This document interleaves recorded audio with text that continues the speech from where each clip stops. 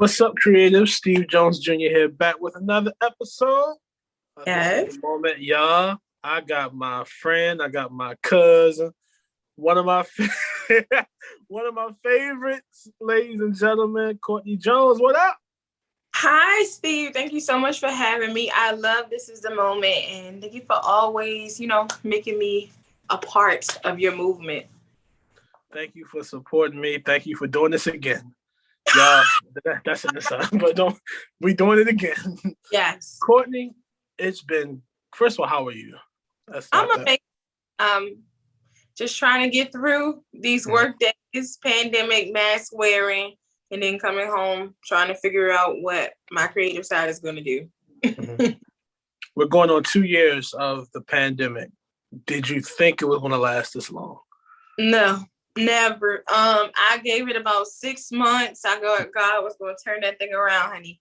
I thought that we church, we okay, and then we're going to pray it through. We're going to bind it up, and it actually lingered a little bit longer. So no, I did not think that it was going to take us 2 years. And still, Corona ring.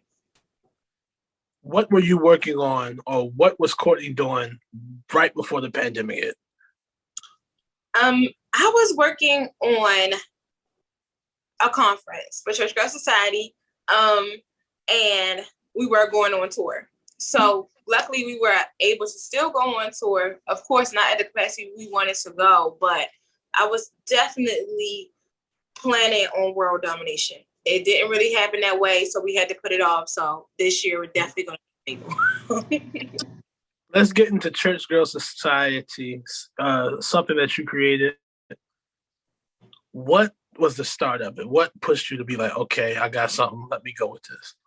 Well, like I said, I am a natural gatherer, especially in my family, at home, in church. It doesn't matter where I am. I love to put couples together.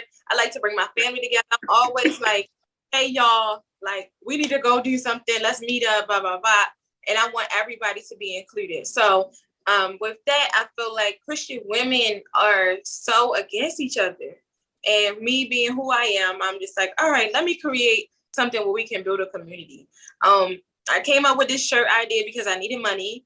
And my best friend was just like, my best friend was just starting out as a makeup artist. So we were going to a makeup show in New York. And that's where they like sell big makeup brands for a fraction of the cost. So we went and she was just like, you should just wear your t-shirt up there and see what kind of reviews you get.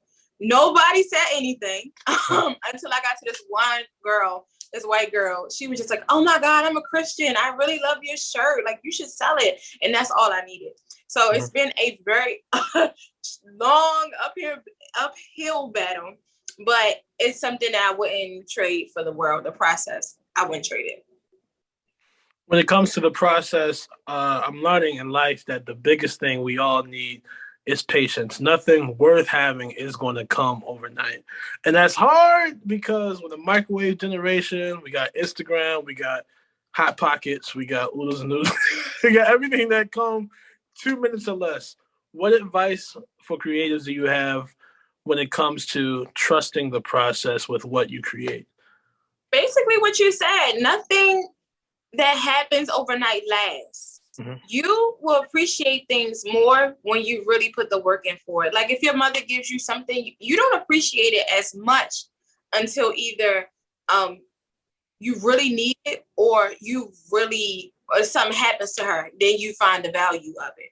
However, if you work for something and you put your blood, sweat, and tears into this, you're going to appreciate it more. So I just have found solace, found hope in the process with realizing like it's not going to happen overnight. If I want it to last, if I want the longevity of my brand, my situation, I have to trust the process.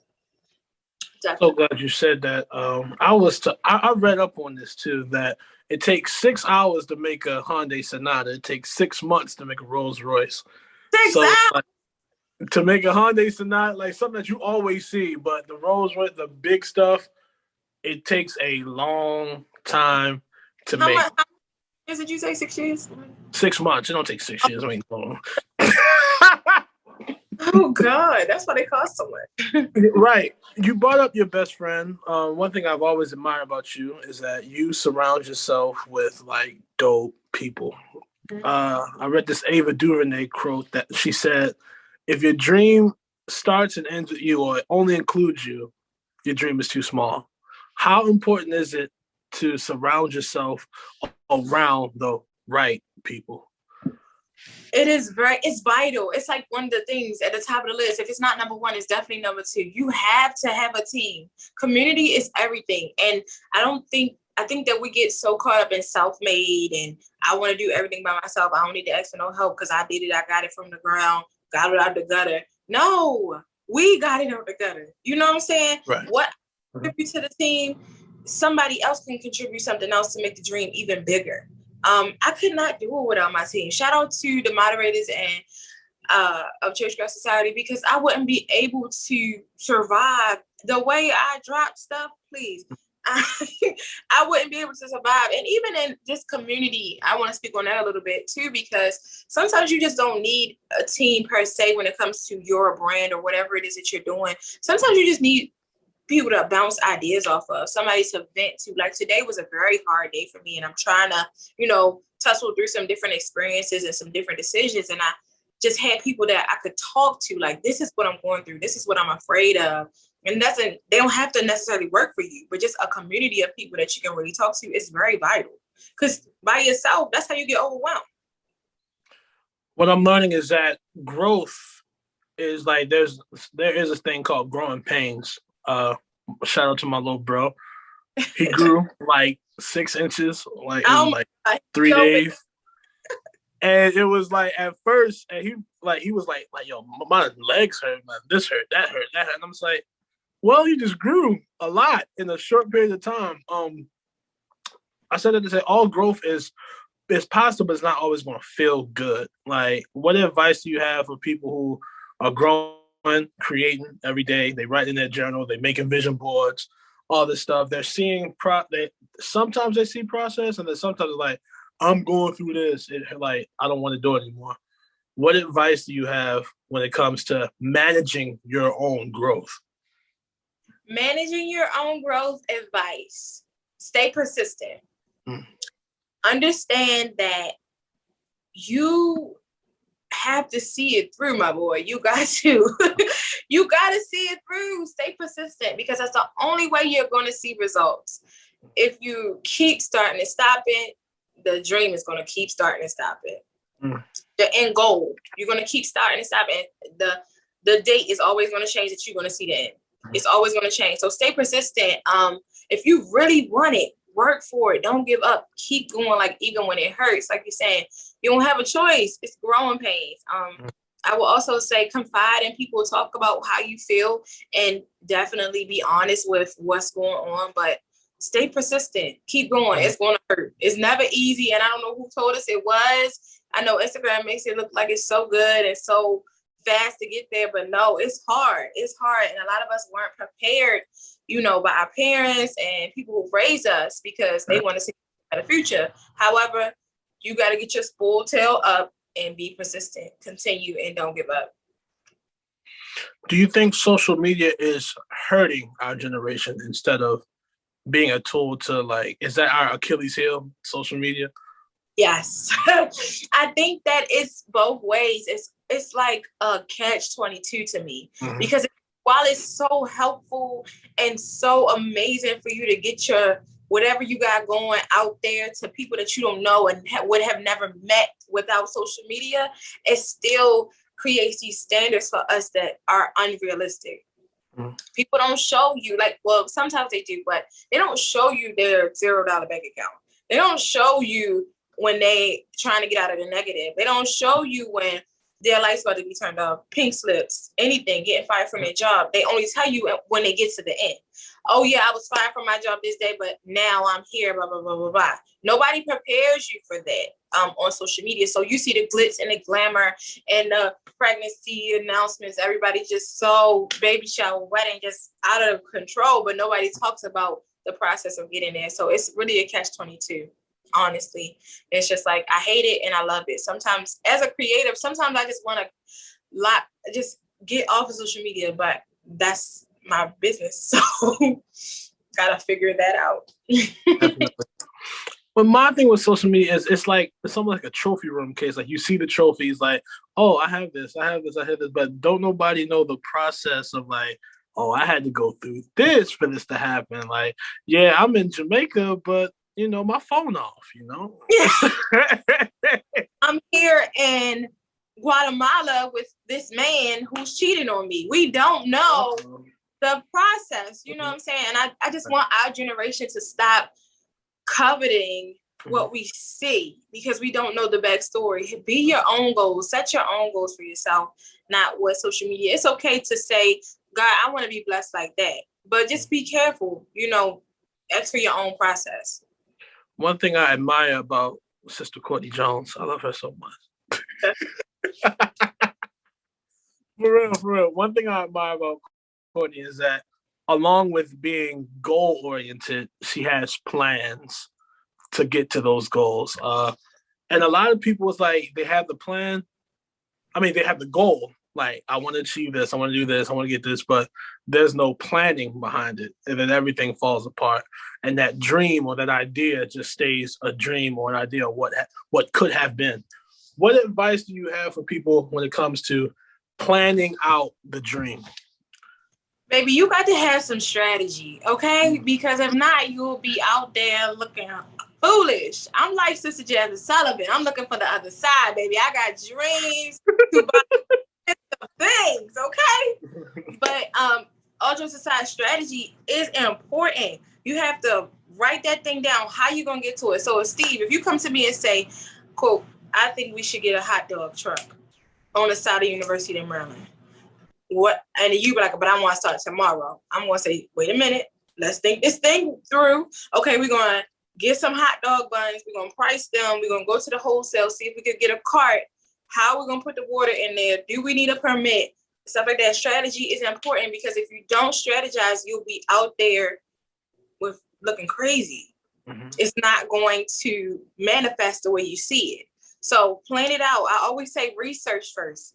Find out what you need to do. Start watching people who are in the field that you see that you want to get to. So like my person would be probably like Sarah Jakes. I want to be, on her level one day. So I'm going to look at her. What was her process? How did she do this? How did she become an author? How did she, just start watching her YouTube videos when she expresses her process. So strategy, research is so important because if not, people are going to take you as a joke. You got to be ready. What advice do you have for people? Actually, I read this quote from Cornel West. It said, "Be a voice and not an echo." A lot of times we look up to people. I love it. You're so educated. Go ahead. Tell them, don't you graduate this year? Yeah, I graduated. Okay, go ahead. A process. Don't play with my son. It was a process. A whole process. About it later. I'm sorry. Go ahead, Cornel West. But he said to be a voice and not an echo. And a lot of times, everyone has somebody they look up to. You just said Sarah Jakes. Lord knows I look up to a whole bunch of people. Mm-hmm. What advice do you have to look up to somebody, but don't literally mimic what they're doing? Like, be you at the end of the day. To me, it's a slap in the face to God when you try to be somebody else. Wow. We have in their own purpose. Like me and you, nobody has the same fingerprint. If God has went through that much trouble to make you one of one, why would you waste your time to try to be like someone else? Don't do that. God has given you an anointing that no one else has. Well, now let me say this. God has given you an identity that no one else has. Wow. So walk in that. That is something special. That is something to love. And I don't understand. That comes from, finding yourself and loving yourself, which is a process because we all go through it. But I definitely would say walk in who you are and who God has called you to be. Man, that was good. You think so? You are constantly growing in ministry. Everybody doesn't see that. Everybody didn't see the start of that. Like, y'all, if y'all don't know, Courtney has been the one that on the church service, you know, somebody got to hold the offering plate, somebody got fried fish downstairs, somebody got to collect the Sunday school YPWW offering, somebody got to represent the youth, somebody got to read the Old Testament, New Testament, somebody got to pray, especially if it's Youth Sunday. Did you think that running around the church growing up, all this stuff you were doing, serving, choir rehearsal, she used to sing. She don't sing like she used to no more. But did you think all that was going to prepare you for where you are now? When I started, no, I had no idea. I knew it was something inside of me that I wanted to do, but I hadn't, you know, got into the age where I could start to recognize what my calling or my purpose was. Mm-hmm. It was, no, I don't think so. I was doing it. Well, I started doing it because we were made to do it. We didn't have no choice to do it. Right. But I'm so grateful for those moments where they taught us how to speak, or we had to do an Easter speech. That's public speaking. When we had to greet, that's customer service. Mm-hmm. When you they ask you to answer the church phone. Hello, admin assistant. So we were so prepared, and I'm so grateful for my upbringing in the church because they had you doing everything, cleaning chicken. Mm-hmm. I'm gonna be a mom one day. I'm gonna be a wife one day. So they prepared you for everything, and that's why I'm grateful for the kind of church that I came out of. But do I know? I did not know. I didn't know. They knew there was something inside of me, and I'm grateful for them seeing that and cultivating that inside of me. But no, it wasn't until I was a teenager and I knew that gathering people was something that I loved. So that's when I started to, you know, dig more into that. There are a lot of people who are out there like us, who either grew up in church, even if they didn't grow up in church, just in general, out there grinding, working hard, working towards what they think is their niche, but they really don't know what their passion is yet. What advice do you have to the person that, hey, I'm out here, I'm in the field, I'm in the vineyard, the harvest is ripe? What advice do you have to the person that's out there grinding, getting it, but really still can't find their niche yet? A lot of us are going after the money more than we're going after our passion. So you can be balling, but like right now I'm at a job when I'm making good money, but I hate it because it's not my passion. So I'm on my way. I'm looking for something that I can do that I love, and I'm not worried about the money. Thank God for the money. Thank God that, you know, I'm satisfied and I'm, you know, making a good amount of money. But if it's not somewhere that I'm happy or mentally healthy in a good space, I don't want to be there. So I want people to look for whatever you love, whatever you are passionate about. That's where your wealth is going to be. And not only wealth in your money, but wealth in your spirit. You will create better. You'll be able to think more. You'll be able to just be in a more free space. Freedom is you will not have anxiety. Like, that's so much more. Your peace is so much worth so much more than the money. That's what I'm learning. Yeah. Look for what you love. Look for your passion and what you love. Women are literally taking, well, they run the world. If don't nobody know, you know, let's go ahead and say it. But in 2022, women have taken over the politics game, sports. Man, I just watched that Janet Jackson documentary. I was like, man, she motivated me. Amazing. That was good. New respect. Brand new respect. Artists, but now that was amazing, Steve. I watched it last night before last. It was good. Jermaine Dupri's stupid, but I got respect for it. Oh. You had one job, Jermaine. One job. Can't do it. What does that do for you to see all these different types of women as well? It's not just like one style where in the 90s where we saw Loretta Devine always in the hospital laid up fighting for her life. We always saw Angela Bassett getting beat upside the head. Like, nah. Now it's like, nah, we taking over. We here one time for the 2000s. How does that make you feel seeing all these people who are you? Like, they look like you. They're you. Like, what does that do for you? It motivates me to the umpteenth power. Like, it gives me hope. Like, I can do this too. And even on social media, seeing girls that are my age or just in my field or look like me, like you said, that they're doing it, I can do it too. It motivates me. Like, oh, this is not unattainable. Like I can do it. So I'm just grateful to see that we are out here shining. Like it's not even a secret no more. Like back in the day, it would just be like, oh, we just make the men look good. But now it's like, no, I did this. Okay. I'm one of them women. Oh, I did this. What motivates Courtney today? I just said this on Twitter the other day, but to inspire is so humbling. It's the most to inspire is what motivates me. It's I can't even explain the feeling. It is so empowering when someone tells you you inspired me. We have a lot of initiatives going on in Church Girl Society, and the fact that women are being blessed. Someone told me, I haven't gotten to the place where I want to step back in the church, but I do want to start tithing into your ministry, because when I get on the group every day, it's something that is inspiring me to be better, inspiring me to go after God harder. And I'm just like, I don't even have no evangelist license, girl. You know what I'm saying? But knowing that I can't stop because of that, it's just like, all right, Courtney, you got to get up. You got to figure this out. So, yeah. Without spoiling anything, what is up next for Church Girl Society? Big things. We're coming out with new merch all the way across the board, campaigns, pictures.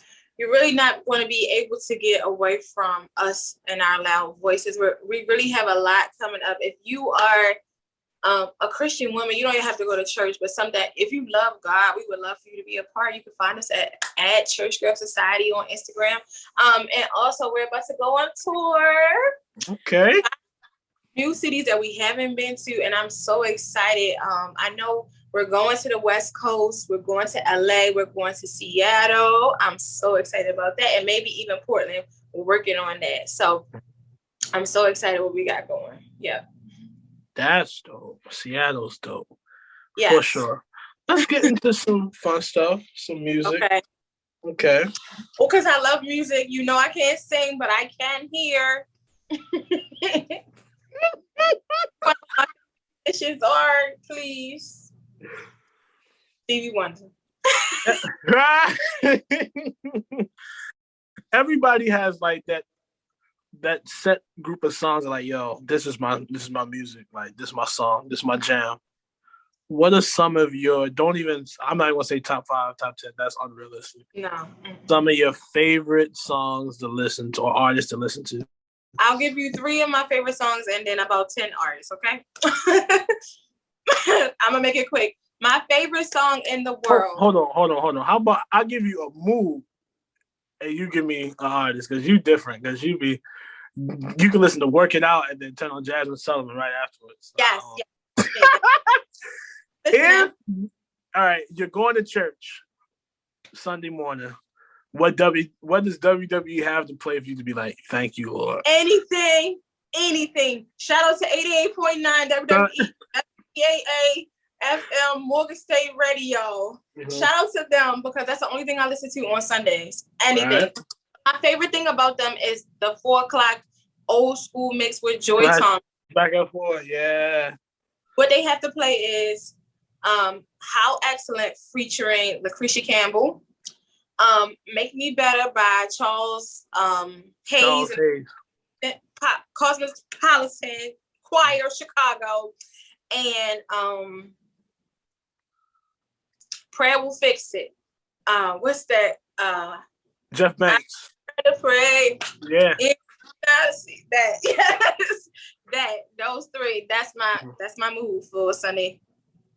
But if Courtney, if you just about to go shopping, like, you know, because you do that a lot, the $1.25 store, and you about to hurt, broken.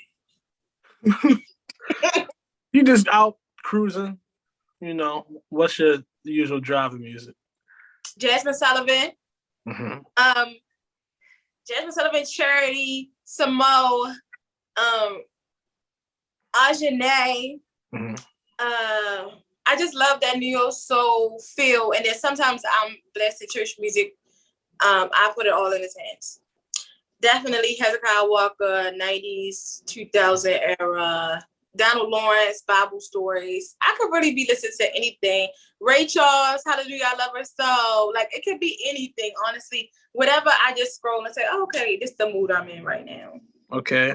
All right. What are you planning if you and your homies or your crew, y'all about to go out? What? 90s, 2020. Oh, wait. You said going out? Yeah. Y'all going out. I'm saying. But no, I'm the DJ of the car, period. And I'm playing all stuff that everybody can sing to. So I'm playing No Scrubs, TLC. I'm playing Bills by Beyonce. Backstreet Boys, NSYNC. Thing that everybody can sing to. And most of my cousins' friends are old school. So we playing like Weak, SWV, or Can You Stand the Rain? And then Beyonce, of course. Yep. Favorite movies, like music, the movie. I'm not even gonna say soundtracks, but favorite movies. Go. Matilda. All right. Fight and Temptations. Of course. Soul Food. John Q. And Kingdom Come. Woo! Fan as well, and I love All the Matrix, and it's another one. I can't think of it. Oh, that's just slipped my mind. Oh, X-Men. Matrix and X-Men. Yeah, definitely. Yes. As we're closing this thing out, y'all, she's a busy woman because, she got, I'm so thankful for her cutting out a little bit of time with me. I just want to thing that I love Stevie Wonder and Aretha Franklin. They are my top artists of all time. I could not leave this without saying, God bless Stevie Wonder. May his life be long on this earth. But go ahead, I'm sorry. In Jesus' name. Nah, you're right. No, I love you, Stevie. It's good. Like when he cried, I'll be like, yes, I love him so much. Like, wow. Jesus, keep him. But yeah, go ahead. Advice that you have for people that's getting on with the rest of their week, rest of their month, rest of their year. 2022, I really think is going to unfold a lot of great things for us. What advice do you have for the people? You got to see it through. If this is something that you cannot stop thinking about, it's something that's burning in your soul, like you're dreaming about it. You can't stop telling your friends about it. You looking on Pinterest trying to figure out ways to make it come alive. Like, you can't stop writing about it. Do it. Figure out the ways, the strategy, the research to get to where you're going. Even if it doesn't happen this year, plan for it. Start setting dates and deadlines and go for it. If you are afraid, you have to cast that down. Nothing is going to happen if you keep letting fear get in your way. Do it afraid. Do it shaking. Do it crying. Do it if you're not sure. Do it if you don't have everything. Do it. This is the time, because you're going to be crying if you see somebody with your ID, you tell them they stole it. So it's the time. The time is now. We don't have that much time left. We have to do what we got to do. Y'all, thank y'all for tuning in. This was so much. This is fun. I love it. Like she said, y'all, go for it. If it's in your mind, if it keep popping up in your head, if you're waking up out your sleep, go for it. Write the vision, make it play, then work for it. Don't wait for God. God gonna do what he do. You can be doing something in the meantime. Let's go ahead and do it.